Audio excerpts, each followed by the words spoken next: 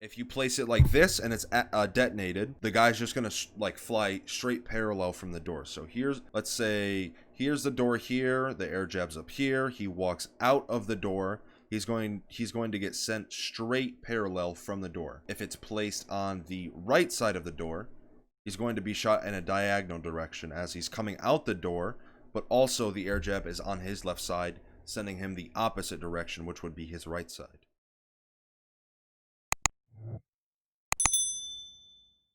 What is going on, guys? 821 Mayo here, and today I'm bringing you episode number 34 of the VoD review series.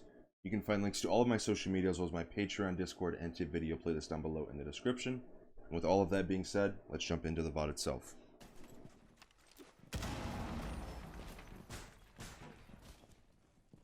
Master, could you make some holes on pin, please? No, Kate! Bro, what the f- Alright, so two things in the situation that you're in right now. Firstly, you obviously wanted the Maestro to make some holes, kill holes for the yellow stairs walk down.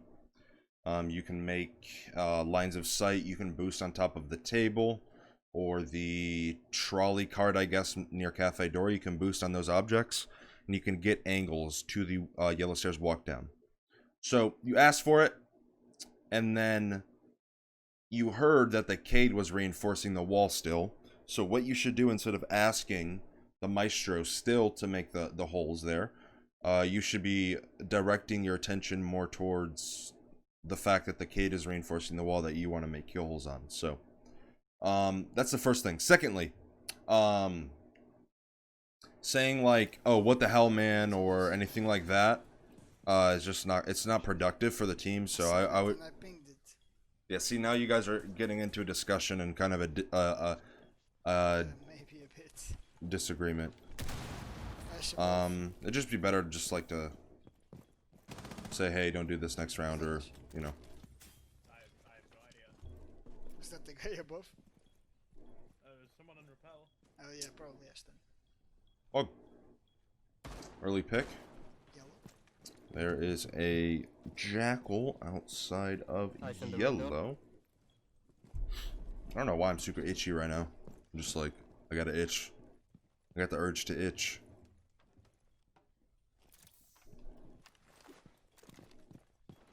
Face checking there probably wouldn't have been the best course of action. Obviously there's a default cam back there. You didn't hear anyone destroy the default cam, so getting on the cam there would be better, and nobody can really rush since you do have a goo there. And again, you heard nobody shoot their weapon back there, so they couldn't have destroyed either the default cam or the goo. So if they did want to rush up the hallway, they would trip the goo, slowing them down, allowing you to react. So face checking there could have gotten you killed, as nobody was on the cam giving information back there, and you had no information back there pretty much. So someone could have already been bottom spiral, and you peeked into their angle that they're holding, and that could have been a very easy death that you could have avoided. Just a little piece of information there. Because you can get into spiral pretty fast from benches hallway. You can pretty much go benches and then walk down spiral.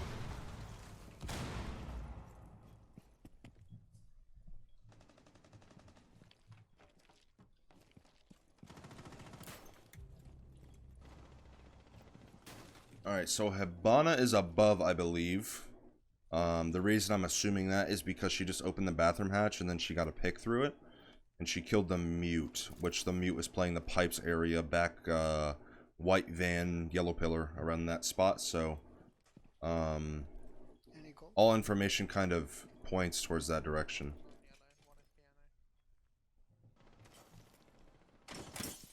Alright, one is bottom spiral. Is that bottom spiral? Yeah, it is. There is the IQ. Nice double piece. You're now in a 1v1. Okay, so you know that Ash is yellow side.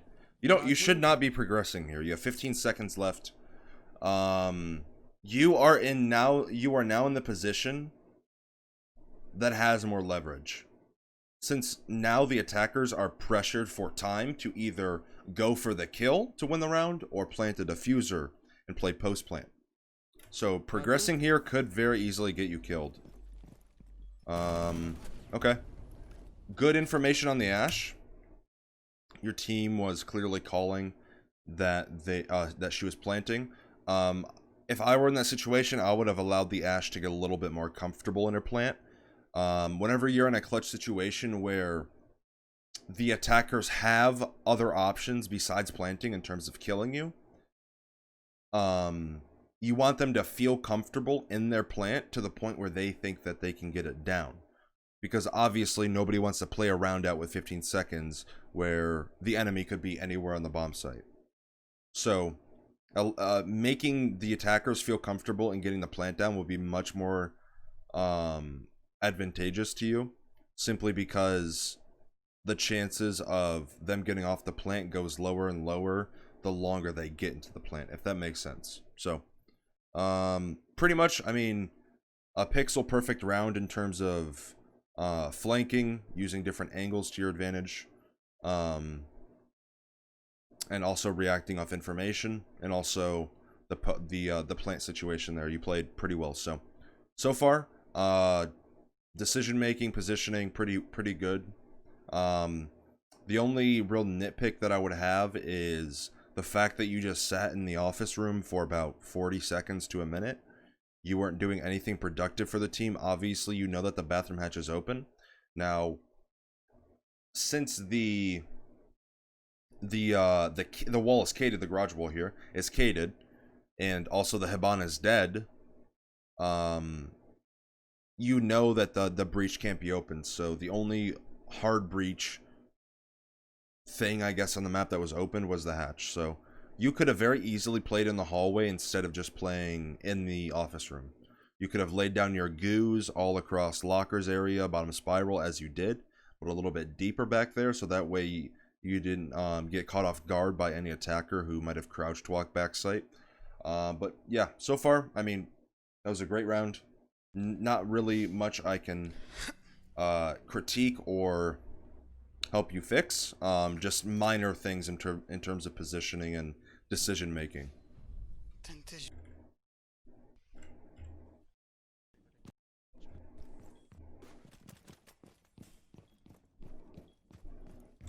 Smoke with.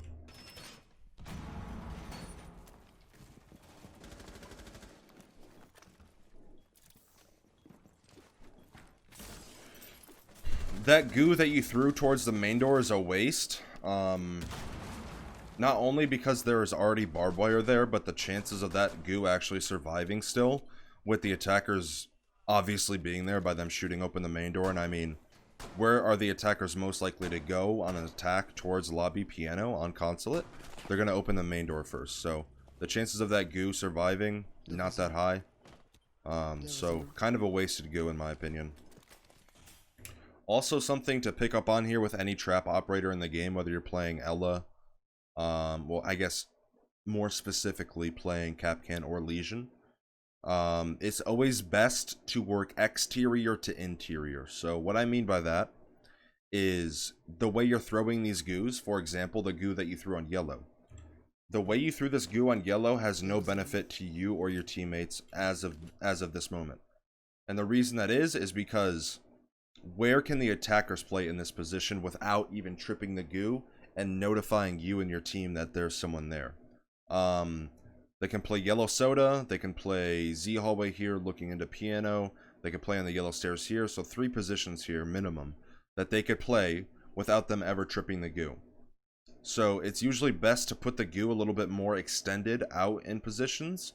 So what I would have done here is either put it Z hallway, which is over here again where I'm drawing this X, or put it bottom yellow stairs, so that way if someone does try to crouch walk up yellow stairs, you are notified before they peek, not allowing the enemy to get a free kill on someone going through the piano rotate or rotating around piano somewhere. So it's always best to work exterior to interior, as it will feed for more information early to mid round, instead of stacking your goos in doorways and hallways closer to the bomb site, feeding information late round.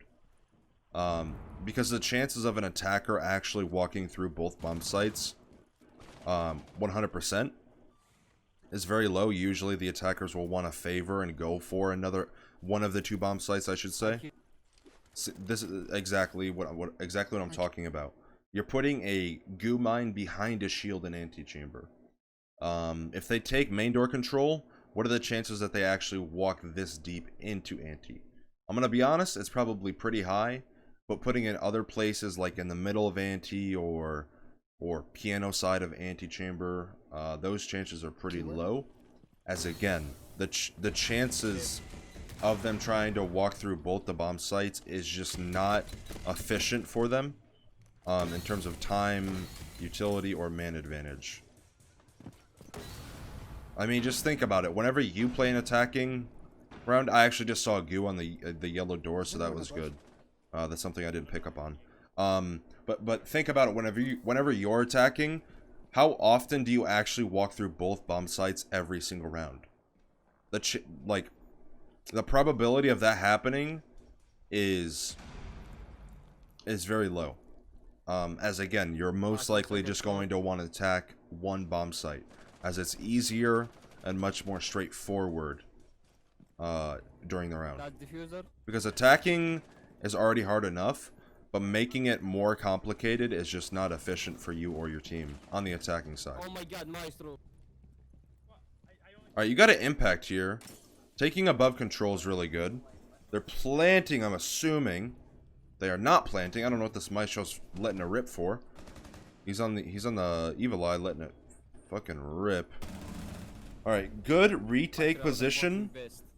Good retake position by going above there and meeting. With most bomb sites in this game, on the defensive side, there's usually a heart to the bomb site. Now, what I mean by that is a position of map control that is played that is the most crucial to winning the round. So, for example, this bomb site, piano, circle desk. Holding meeting and overall just like CEO meeting connector control is super important for a successful and efficient defensive round. On Clubhouse, we all know that people play the rafters of the garage for a CCTV cache defense. Cafe, Dostoevsky, for example, playing freezer or cocktail. The heart of a defense are in these crucial positions.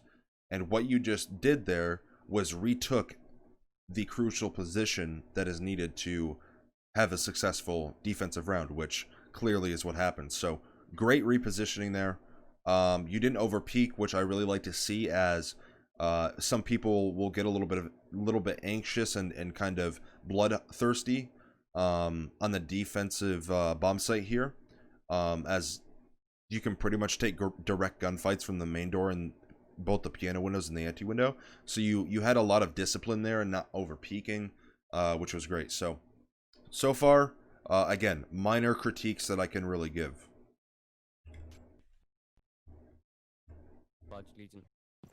Impact, you want me to use it right now?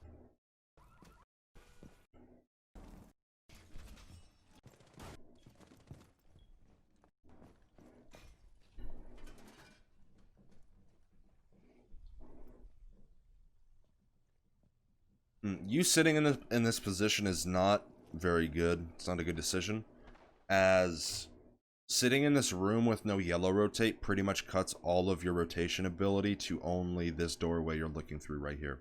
So if anyone gets on the bathroom window or connector window, you really have nowhere to go. Now, if someone does get on connector window, you do have the ability to impact through this soft wall over to your right. But if someone gets on bathroom window, rotating out of that position that you were in, sitting very close to the window, you don't really have much room to work with there. So it's important to position yourself properly, especially in the early start of a round, on a map that is so favorable to the attackers, especially on a CEO defense, as CEO meeting on this map is very attacker sided. If played properly, I should say, I guess. If played properly, a CEO defense is pretty much a free round. So, sitting in those hot spots like that, like bathroom CEO, things along those lines, when you really don't know where the attacker is going to be coming from first, not a good position to be playing in. Specifically for this bomb site. Damn, your team just died. Alright, so you are holding an angle here. This is where you should be getting a little bit more aggressive. So you know that 2 are Visa side, based off the Claymore and the Ash killing. You know 1 is connector window, so 3 out of the 5. If 2 are already Visa side, then you can pretty much assume that 1's going to be walking up long desk, which is where I would want to take the first gunfight.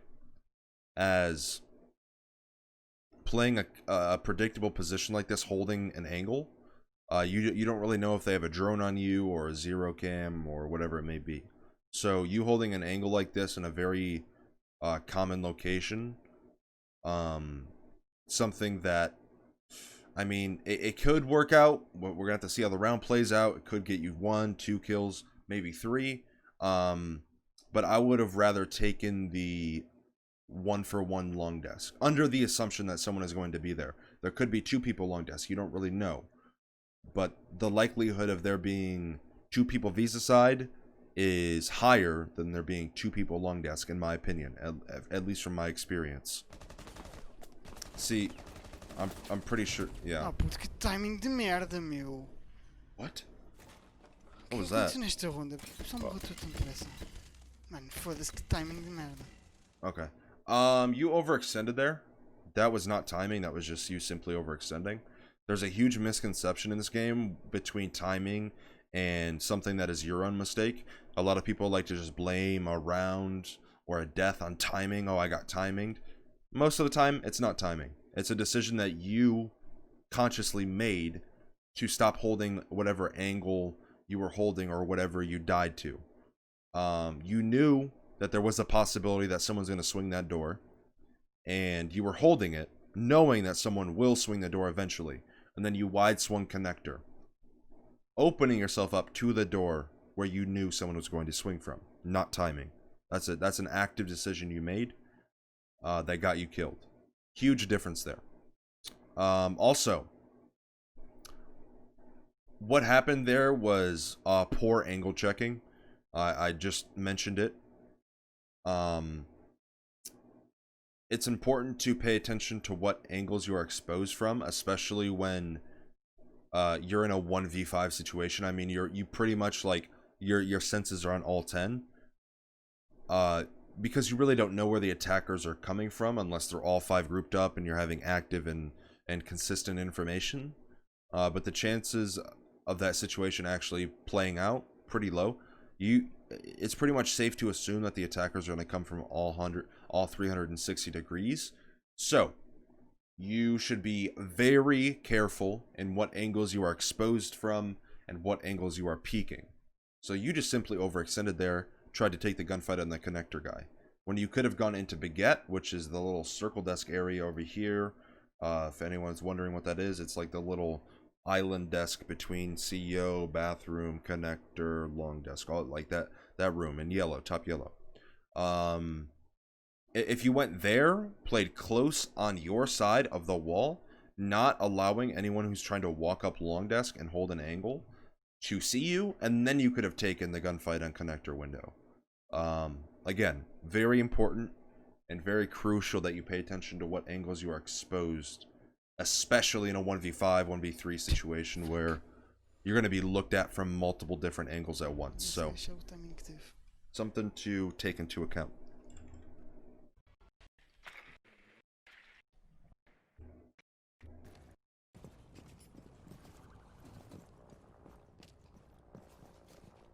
Alright, you're bringing Nomad. Nomad's a great pick on this map. I want to touch on this air jab you just placed. Not a great air jab at all. I played a decent amount of Nomad in my time, both in ranked and comp. Placing an air jab this close to the door is not good at all, as an attacker could very easily open the door, go prone, and probably shoot it in a decent amount of time, and especially with how sound works in this game right now, and also masking of sound with gunshots from either you or the enemy. That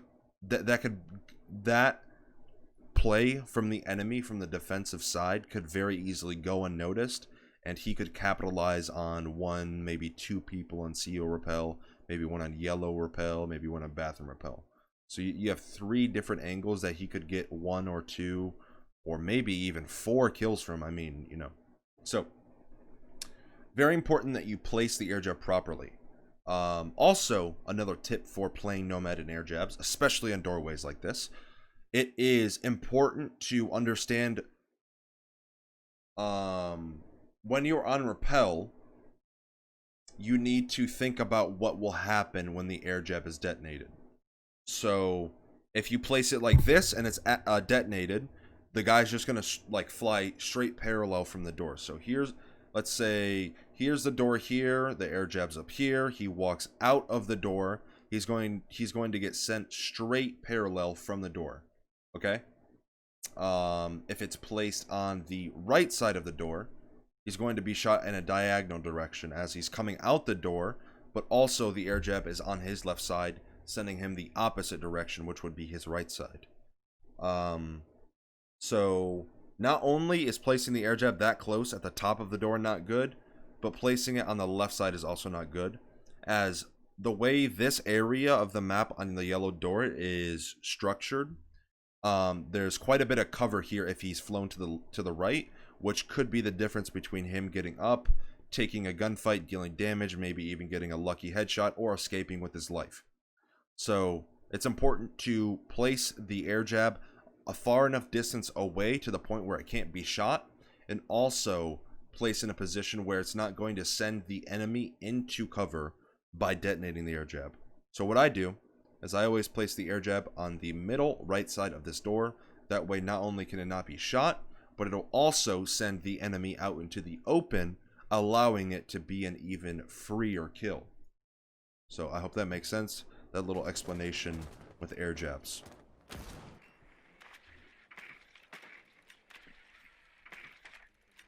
Droning yellow here is absolutely useless. It doesn't look like your team has any eyes looking towards yellow. I could be wrong. They very easily could open the door right now and go in, but as from the communication that you and your team are bringing during the round, it doesn't really seem like you guys are wanting to take yellow stairs. Now you could very easily just take CO. I do it all the time in ranks. I mean, literally, you could just you have the smokes on the gridlock. You could have plenty of burn utility between you, Thermite, and Blackbeard. And you also have the explosive with Kali, so plenty of different options here. A little piece of information here that is probably going to be looked by most viewers. The fact that you threw a flashbang before throwing your drone in. Now, what does this do? Well, it's either going to blind the enemy or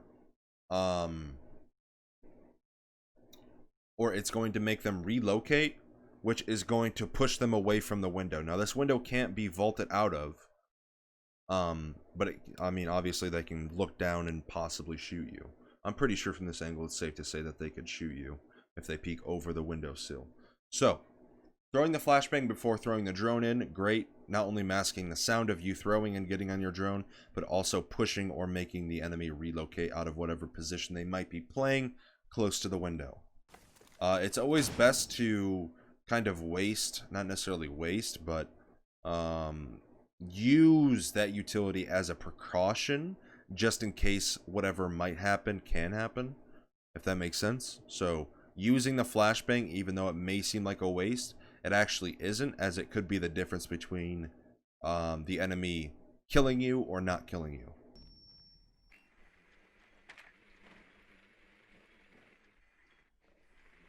Alright, you should be actively calling this stuff out. You saw one was long desk side. He was copy side of long desk. You also saw one was meeting. You should be continuously droning here. You could probably get a free kill through that. Yeah, there it is. Did you not see that guy in the drone? Alright, there's one. Now, there's still a guy long desk, though. You should be... There was a guy in printer. Okay.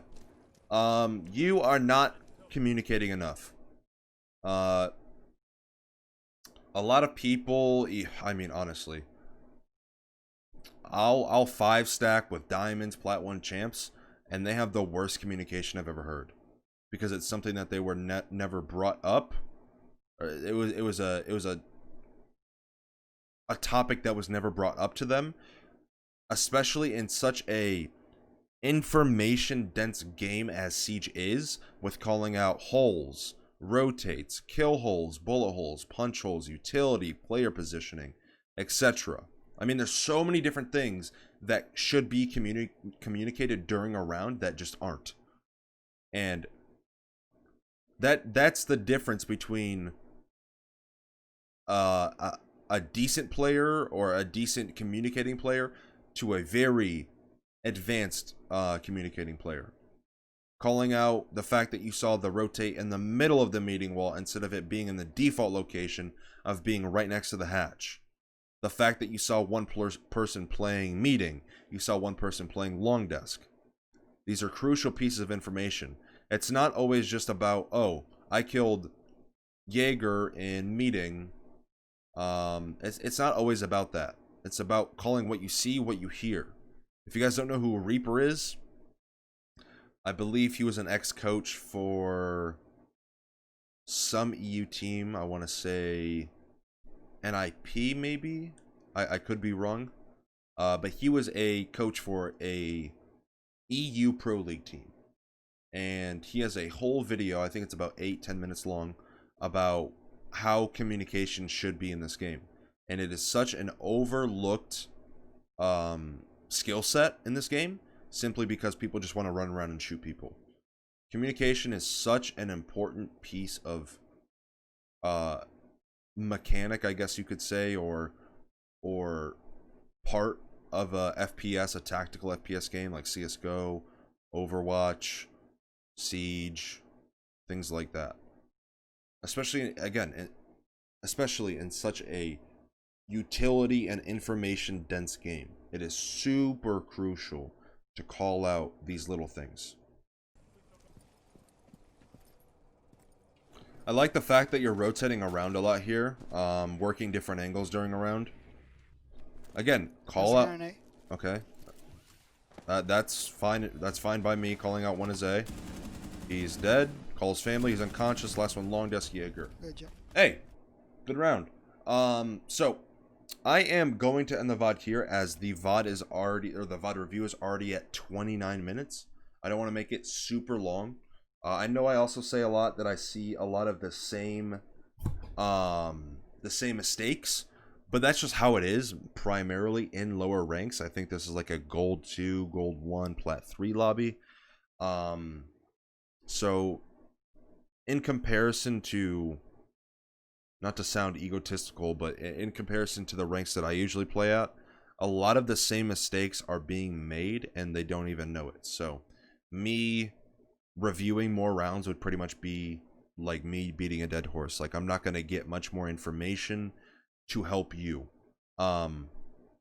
So firstly, I want to go over defense. Communication should definitely be worked on. Definitely figure out what's going on with your mic. I'm not sure if it's the recording software you're using or whatever it is, or if you're just soft-spoken, but definitely turn the volume up on your mic so that way actually people actually can why can I speak English, hear and understand what you're calling out when you're calling it out. Positioning, for example, again, you just sitting in the office for a minute during the round on the garage defense when you were Legion. I don't know why you were there. You could have been playing a much better position in terms of map control and things along those lines. And decision making. Again, the same round where you were Legion, in the post plant situation, or in the plant situation with the Ash, decision making. And on attack, I really like the fact that you're kind of walking around the map and using different angles to your advantage, getting good information. But again, communication needs to be worked on, especially on attack, because communication you can kind of skim by on defense by calling out operator locations and where they're hard breaching, that's usually a pretty safe bet as to where the attackers are going to commit their attack on. But on attack itself, it's very crucial that you're calling out everything you see, hear, etc. Again, I highly recommend you guys go check out Reaper's video on communication. He has tons of other great content. So, also, I mean, hey, I got a communications tip video as well. So, if you guys do want to work on your communication, as it is such a underlooked skill set in this game and pretty much any other FPS game that involves, I guess, fast-paced gunfights and things like that, definitely something you guys should work on. But yeah, I mean, those 3-4 things, however many things I just said, should be focused on. Again, watch the VoD if you need to. Watch the VoD again if you need to, so that way you actually digest and consume all the information that I'm giving during the review. But yeah, I mean, this is one of the better VoDs I've reviewed. You're not, running around. You're not making dumb decisions. Everything is pretty decent all across the board. Usually people kind of have strong points like decision making, positioning, gun skill, understanding the audio cues, things like that. But overall, I think you're a pretty balanced player. But I think if you worked on those specific things that I brought up, I think it'll heighten all of your other skill sets as well. So, yeah, that is going to wrap up episode 34, I believe, of the Viewer VoD Review series. If you did enjoy, make sure you guys leave a like, comment, and subscribe, as it helps out the channel more than you think it does. And as I said at the beginning of the video, there are links to all of my social media, as well as my Patreon, Discord, and video playlist down below in the description. I would greatly appreciate it if you guys checked out those links. And with all of that being said, hope you guys enjoyed. I hope I taught you something new, and I will see you guys in the next video.